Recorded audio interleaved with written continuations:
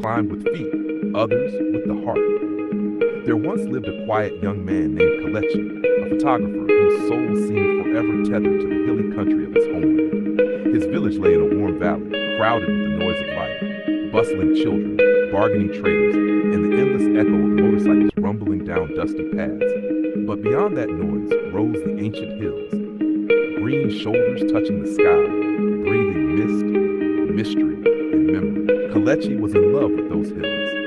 Every few weeks he would sling his old camera across his chest, the lens worn from years of use, and begin the long climb. He walked alone most times, humming songs he never finished, smiling at the breeze that always seemed to recognize him. The villagers joked that the hills had adopted him, that one day he would leave and never return.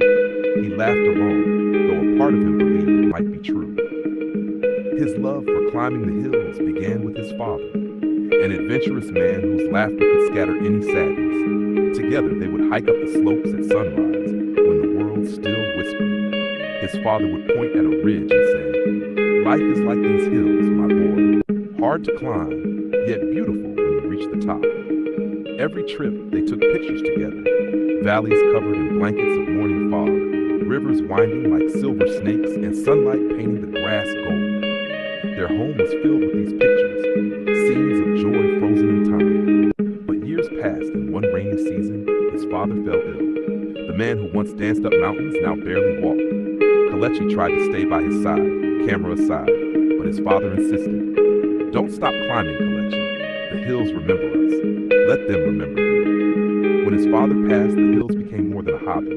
They became a sanctuary. So Kelechi returned again and again.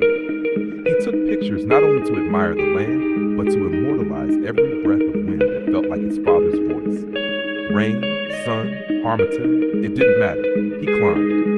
The villagers began to notice how peaceful he looked when he returned, dusty and smiling like a man who had just spoken with the clouds.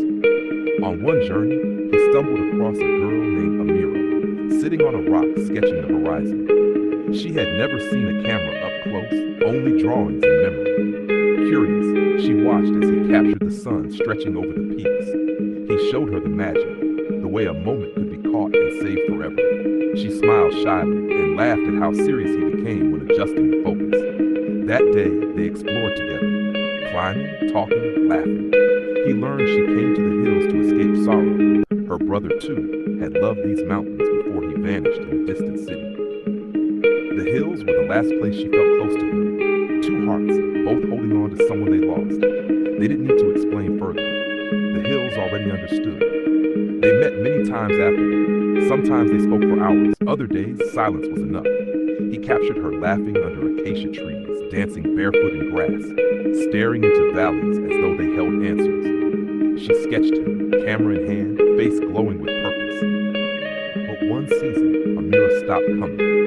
Kelechi waited, days, weeks, nothing. So he climbed alone again, capturing the land with a heavier heart. Yet in every photograph, he found traces of her. The bend in the trail where she tripped and laughed, the rock where she once drew the two of them facing the sun, shadows where she seemed to stand still. Slowly he understood. People like hills appear and disappear in the mist.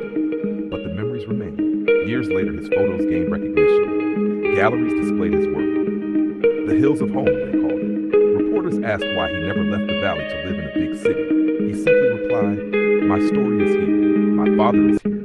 My heart is here." One day, at an exhibition, he saw a familiar sketch pinned beside his photographs. A drawing of a man with a camera, standing on a hill, smiling. On the corner, a name, Amira.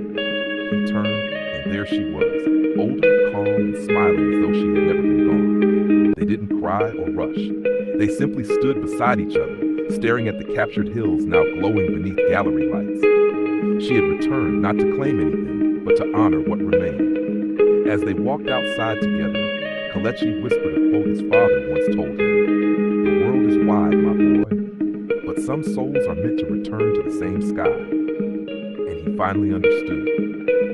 He never loved the hills because they were beautiful. They were beautiful because they held every piece of his heart. So Kelechi kept climbing, camera in hand, memories in his chest, never chasing fame, only moments. He learned that love never truly leaves. It simply waits for us on paths we are destined to follow. every time he reached the top and looked out across the endless green, he could almost hear his father laughing, proud, joyful, and free. Some hills are climbed with feet, others